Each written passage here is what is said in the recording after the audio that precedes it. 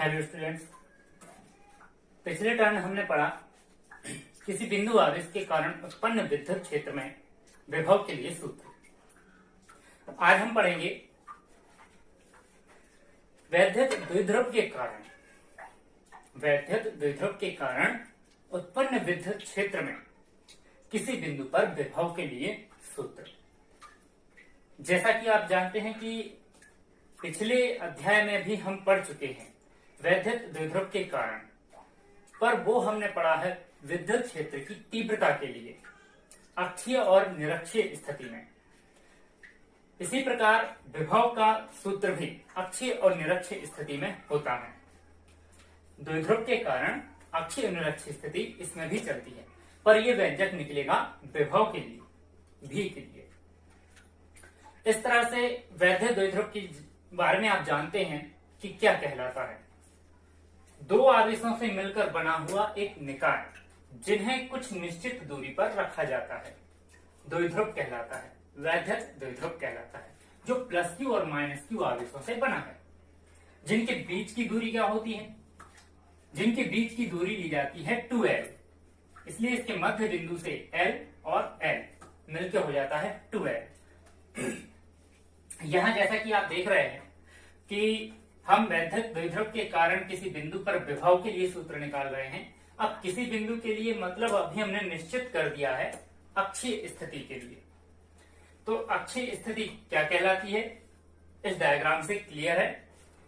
वैद्युत द्विध्रुव के बढ़ाए गए अक्ष पर यदि कोई बिंदु लिया जाए तो वह बिंदु इस द्विध्रुव के सापेक्ष अक्षीय स्थिति में कहलाती है। डायग्राम में हमने द्विध्रुव के मध्य बिंदु से r दूरी पर कोई बिंदु P लिया है और द्विध्रुव AB को प्लस क्यू और माइनस क्यू आवेशों से मिलकर बना हुआ माना है, जिनके बीच की, या यूं कह लें कि जिसमें द्विध्रुव की लंबाई 2l है, इसलिए OA बराबर होगा l। अब इस व्यंजक को प्रूव करने के लिए हमें डायरेक्ट विभव के सूत्र का उपयोग करना पड़ेगा। जैसा कि विभव का सूत्र आप जानते हैं, V इक्वल, पिछले क्लास में निकाला हमने, V equal 1/4πε0 into Q upon R, ना कि R स्क्वायर। R क्या है? R है उस बिंदु की दूरी। ठीक है, आगे बढ़ें। जैसा आप देख रहे हैं कि प्लस और माइनस दो आवेश हैं, तो यहाँ पे द्विध्रुव के लिए विभव का सूत्र निकालने के लिए हमें सबसे पहले प्लस आवेश के कारण उत्पन्न विभव ज्ञात करना पड़ेगा। इसी प्रकार माइनस क्यू आवेश के कारण उत्पन्न विभव ज्ञात करना पड़ेगा।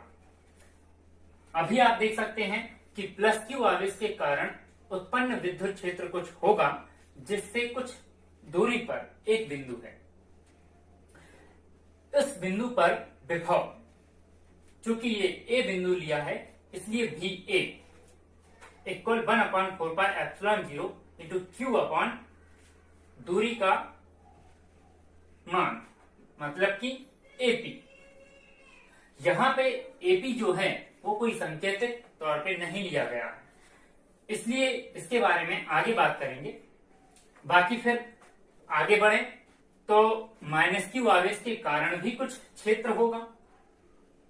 माइनस क्यू आवेश के कारण क्षेत्र में कोई बिंदु P रखा है जिसकी दूरी है BP, इसलिए विभव का सूत्र होगा 1/4πε0 इंटू माइनस क्यू, क्योंकि आप माइनस क्यू के लिए बात कर रहे हैं, माइनस क्यू अपॉन दूरी जो भी है BP। ये दोनों के दोनों विभव पिछले व्यंजक से डायरेक्ट लिए गए हैं जो हमने सिद्ध किया था। उस हिसाब से हमने VA और VB निकाली। VA और VB के मान निकल आने के बाद बात करें तो दोनों आवेश मिलकर बना रहे हैं एक द्विध्रुव। इसलिए अब हम लिखेंगे कि बिंदु